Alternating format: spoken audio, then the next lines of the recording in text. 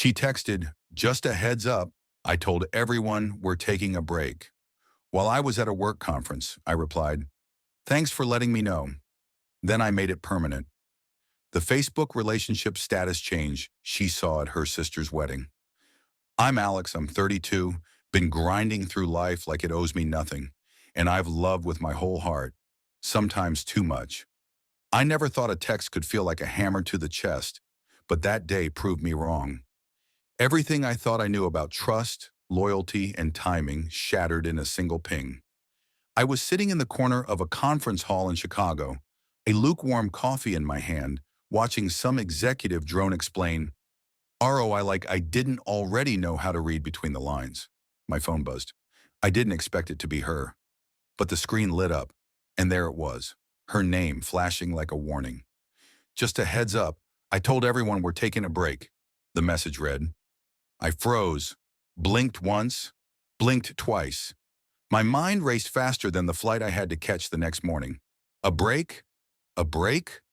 I had been planning this weekend trip for months, the one where we'd finally breathe together, away from city noise, away from spreadsheets and endless emails. I stared at the message, every pixel burning into my vision. I typed a reply before my brain could sabotage my calm. "Thanks for letting me know." It felt cold, clinical, detached.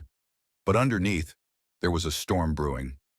I knew this wasn't some minor argument or a temporary lapse. The tone, the timing, the phrasing, it was precise, almost rehearsed. I could feel it through the screen, like a hand brushing against my chest with deliberate intent. I remembered the first time we met, her laugh, the spark in her eyes, the way she made the world feel like it slowed down just for us.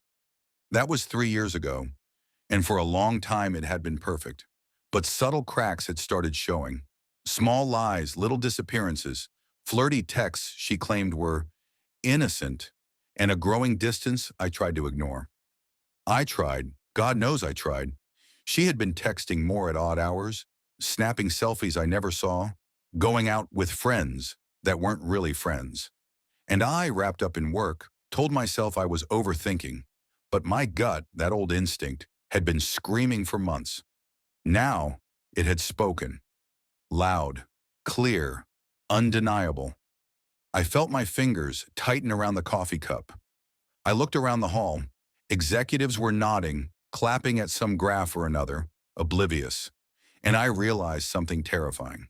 I was utterly, completely alone with this truth. I didn't reply again. I didn't need to. Her words had drawn a line in the sand. And in that moment, I knew exactly what I had to do. I thought about the past week, her sister's wedding, the excitement she had been faking, the endless planning, the late-night phone calls when she was too tired to talk. Every detail now felt like breadcrumbs leading to something bigger. She had been preparing the stage without me realizing it. The text had been the final act in a play she wrote without me knowing I was in it. And the realization cut sharper than I wanted to admit. I decided to step back, to watch, to feel everything without reacting. People say to sleep on it, but this wasn't about impulsive decisions. It was about control, about clarity, about reclaiming the narrative. I thought about what friends would say. "Just talk it out," they'd suggest. "Give her space, Alex." But I had given space over and over, and every time it had been met with excuses, half-truths, a growing emotional gap I tried to fill but couldn't. I looked at my phone again. Another ping. I didn't check. I didn't want to. Every message she sent now would just be noise.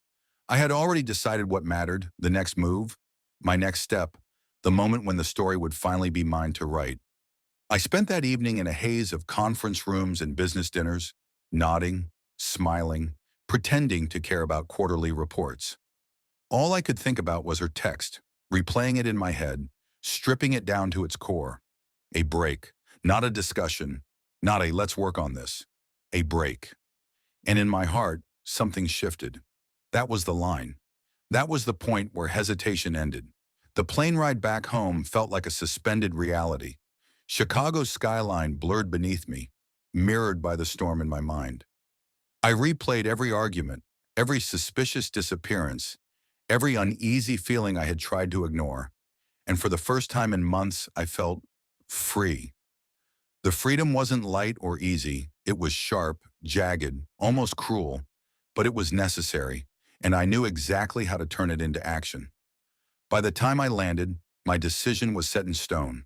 I wasn't going to beg. I wasn't going to negotiate. I wasn't going to be the man waiting in the wings while she performed her social drama. I was going to make it permanent. I sat in my apartment, dim lights casting long shadows across the walls, my laptop open. Facebook.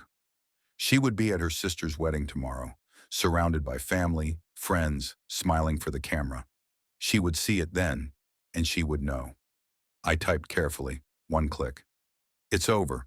Official, public, unambiguous. I leaned back in my chair, exhaling a breath I didn't realize I had been holding. A strange calm settled over me. Not joy, not relief, just clarity. And as I stared at the screen, I imagined her reaction.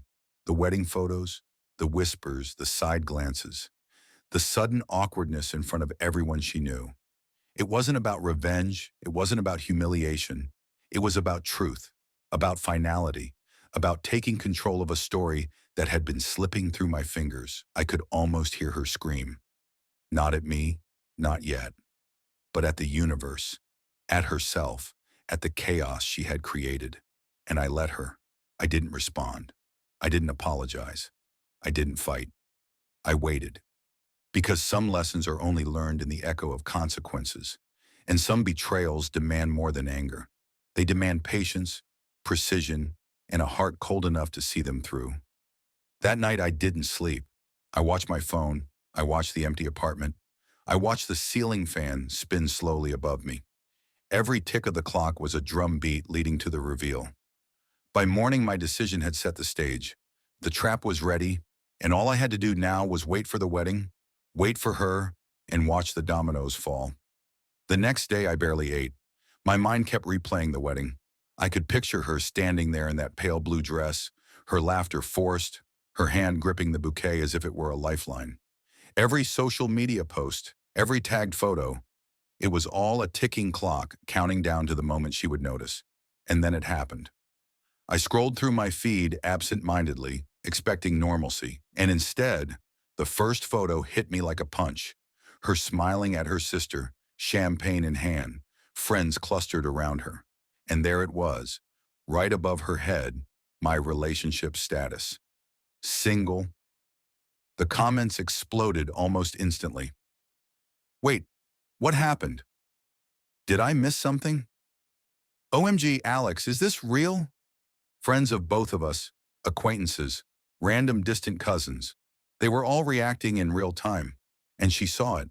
I watched her live story updates from the wedding, each one growing more frantic, more desperate. I could almost hear the panic creeping into her voice as she whispered to her sister, Did he change it? No, he wouldn't. Her sister's phone buzzed.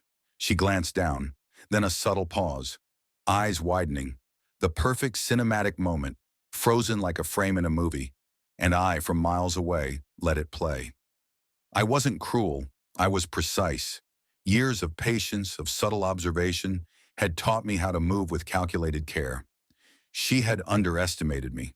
She had taken for granted my silence, my loyalty, my patience. But now the tables had turned. Her calls started coming in shortly after. At first one, then two, then a stream. I ignored them. Each ring, each vibration, was a small drumbeat of her unraveling. Voicemails piled up, half apologies, half panicked accusations, each one a testament to her disbelief. Alex, please, can we talk? I didn't mean it. I was joking. We can fix this. Why are you doing this? I love you. I didn't reply. Silence was my answer. My friends texted me too. Curious, concerned. I kept it short, cryptic. She made her choice. By evening, things escalated. Her sister called, not knowing I had changed the status. Alex, she's freaking out. At the wedding. Can you call her? I smiled faintly. I think she needs to see this on her own. Meanwhile, social media was ablaze. Mutual friends debated in comments, emojis flying like sparks in a wildfire. I can't believe she did that. About time he ended it. This is messy. And in the middle of it all, she was panicking, refreshing the page every few seconds, face pale, hands shaking, realizing the finality of what I had done. Then came the calls from her new friend, the man she'd been seeing secretly. I could hear it in her panicked voice over the phone, even though I didn't answer. Alex, you can't just, she's mine now. Stop calling her. You have no right. Her delusion of control, of power, crumbled instantly, and I watched silently as the reality she had ignored for months finally hit her like a wave crashing onto rocks. The next twist came unexpectedly.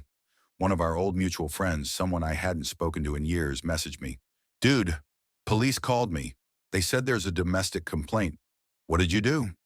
I raised an eyebrow, reading it carefully. She had called, fueled by panic and rage, and now she was trying to turn the law into a weapon. I stayed calm, always calm. I had done nothing illegal. My actions were public, transparent, undeniable. Her lies, her manipulations, they were catching up to her. And the irony wasn't lost on me. She had built a trap for me emotionally. I had built one for her socially, publicly, and the echo of it was deafening. The next day, I received messages from people I didn't even know. Friends of friends, wedding guests, random acquaintances, screenshots of her text to them. I don't know what happened. He just changed everything. I'm trying to reach him, please tell him I'm sorry. And still I didn't respond. Her desperation became almost performative.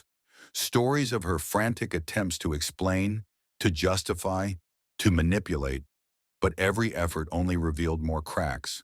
Her friends tried to intervene, but I was already steps ahead.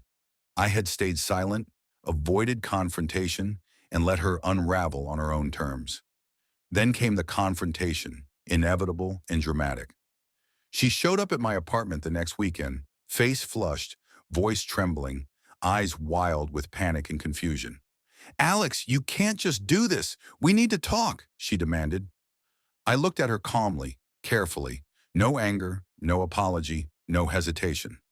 We did talk, and I listened. I waited. You decided. Her hands shook, gripping her purse like a lifeline. But it's not permanent. We can fix this. Please, I interrupted gently, almost sadly. No, it is permanent. You wanted a break. You got exactly what you asked for.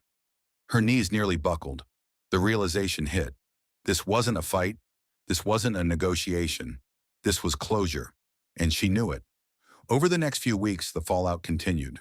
Messages from her family, half supportive, half shocked. Friends calling me to confirm if I was really done. Her new man tried to reach out, angry, aggressive. But I ignored it all. Every attempt to twist the narrative was met with the same silence that had become my shield. Eventually, her social circle began questioning everything, her stories, her excuses, her manipulation. And the deeper she dug to reclaim control, the faster she sank into the chaos she had created. Months later, at a mutual friend's gathering, I finally saw her face to face again. She avoided eye contact, surrounded by whispers and curiosity.